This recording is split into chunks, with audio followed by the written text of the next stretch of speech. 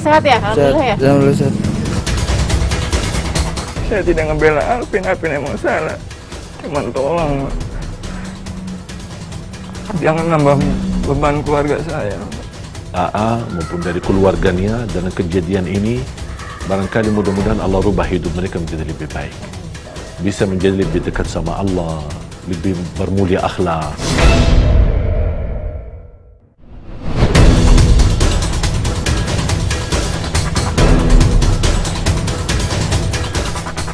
Pemirsa, saat ini saya sedang perjalanan menuju ke tempat kejadian kasus penusukan terhadap Ustadz Syekh Ali Jaber di Masjid Falahuddin, Tanjung Karang, Bandar Lampung.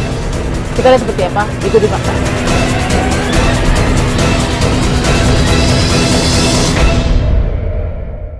Saya sudah sampai di Jalan Tamin, Kelurahan Sukajaya, Bandar Lampung. Ini adalah tempat kejadian dari kasus penusukan Ustadz Syekh Ali Jaber di hari Minggu, tanggal 13 September, tepatnya pukul 17:20 waktu Indonesia Barat.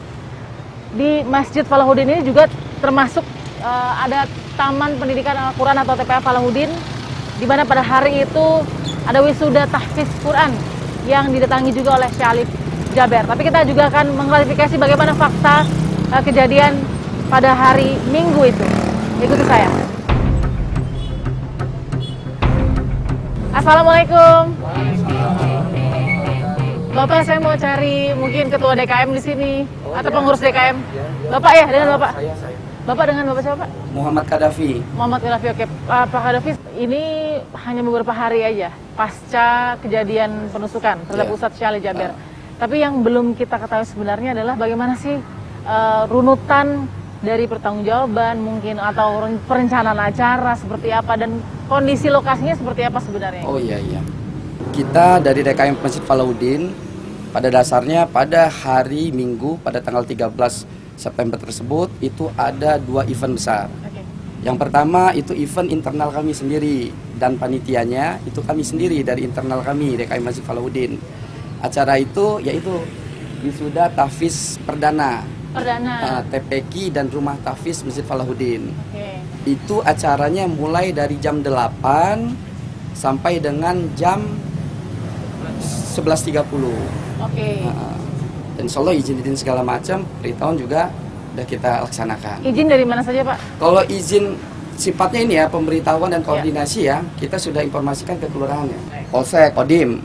Nah itu. Ustadz Syekh Ali Jaber itu mengisi acara yang mana? Kalau memang ada 2 acara. Acara yang kedua yaitu acara Ustadz Ali Jaber ini itu acaranya kajian tausiah di Masjid Falahuddin juga. Di luar atau di dalam?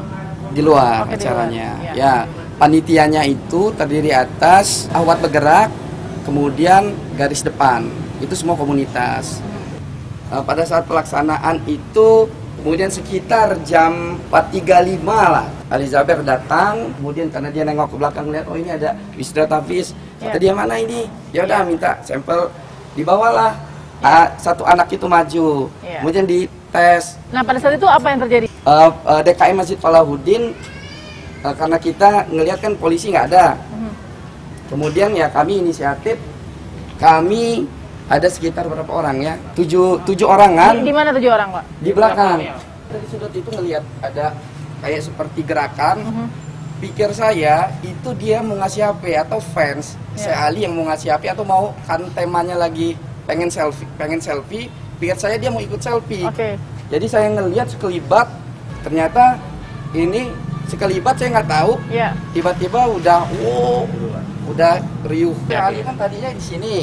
Cuman ketika ngelihat mungkin dia ada melihat, dia agak sempat gini. Nah di situ karena kejadian itu cepat dia sempat begini. Allah alam apa ya refleks lah pertolongan Allah artinya.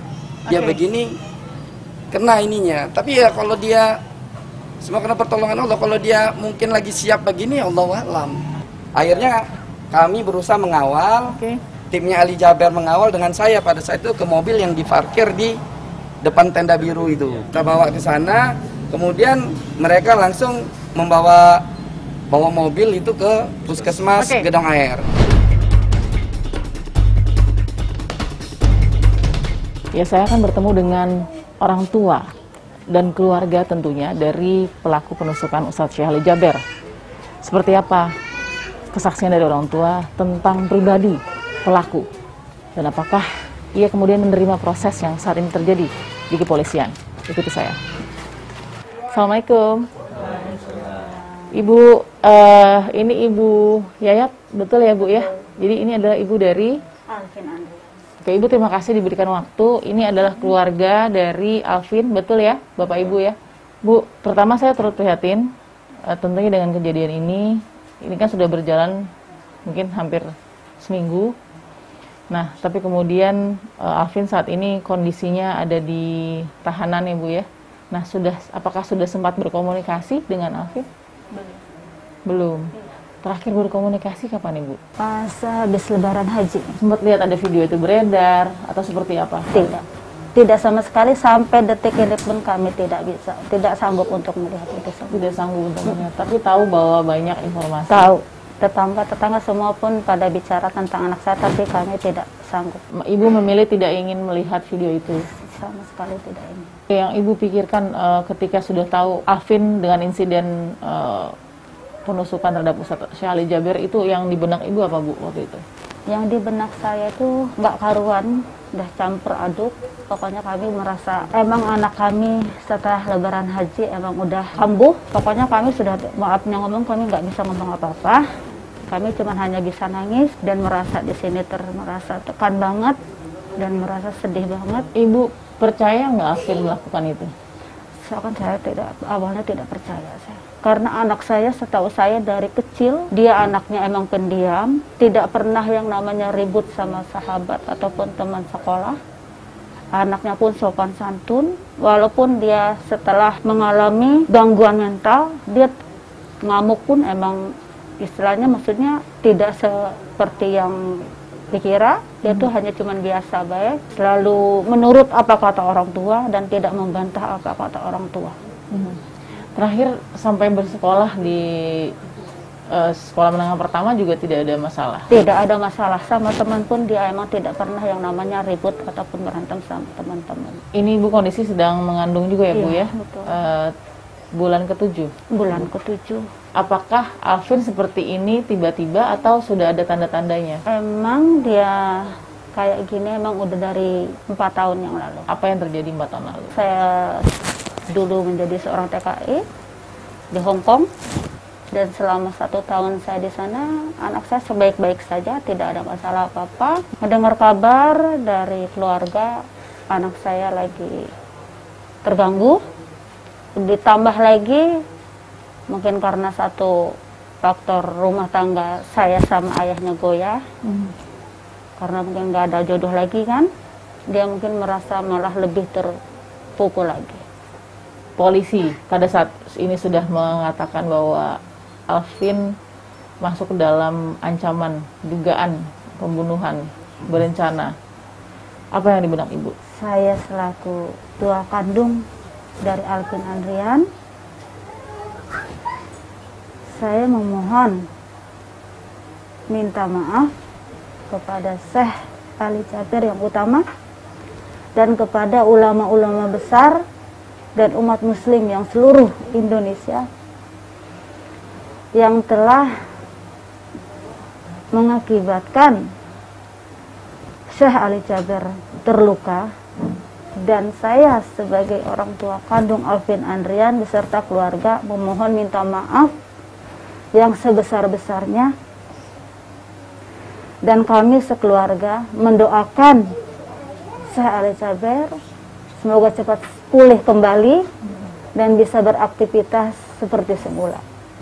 Tapi diancamnya dengan hukuman ini, Ibu terima nggak Bu di situ? Saya tidak terima, karena saya pribadi tahu anak saya emang gangguan mental. Sekali lagi saya pokoknya tidak kuat dan tidak terima itu. Allah Maha Hadir, pasti ada jalan untuk anak saya. Saya yakin itu semua. Apa sih yang bisa menjadi bukti cukup kuat bahwa anak memang ada kondisi kesehatan kejiwaannya? Dulu pernah dirawat juga. Dirawat di? Dirawat di mana tadi? Klinik Mitra. Klinik? Namanya klinik apa? Klinik Mitra Keluarga Gunung Tataran. Itu tahun berapa kalau bisa di 2016. 2016. Jadi siapa yang mengantar pada saat itu? Saya.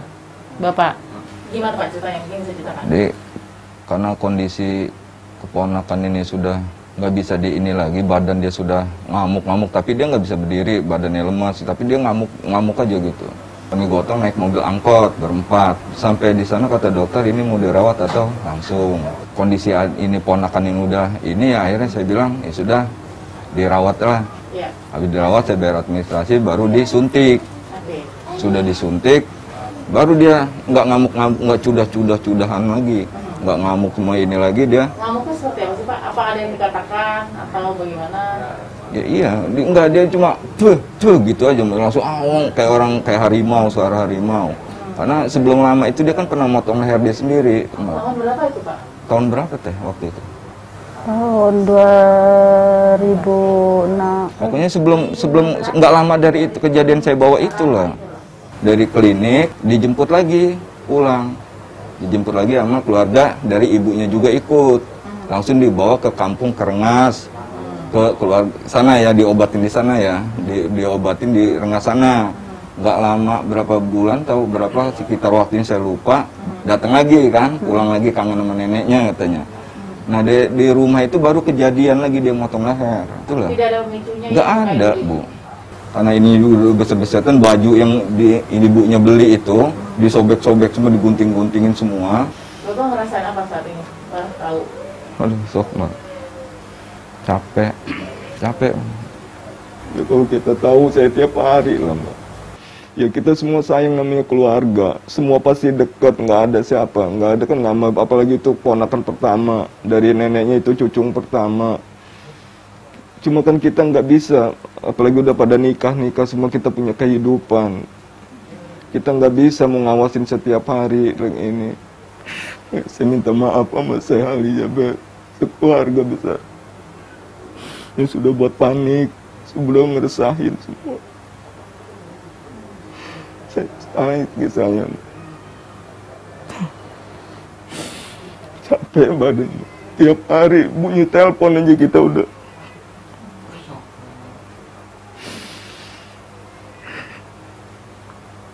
Mikirin keadaan neneknya, jantung sakit, setiap ada yang datang ke rumah polisi apa kan neneknya jantungan. Masa harus dikorbanin lagi ibu saya? Kita udah ngadepin ini aja yang di media sosial yang sudah fitnah yang luar biasa ya, kita udah capek. Kita sudah lihat dan potret bagaimana kesaksian para keluarga tentang Alvin sejak mulainya dulu, kemudian sampai ada kondisi di 2016 pada saat itu. Nah, tinggal bagaimana kemampuan dan kekuatan keluarga saja membuktikan di proses hukum yang sedang berjalan saat ini soal kondisi Alvin. Kita akan temukan fakta berikutnya.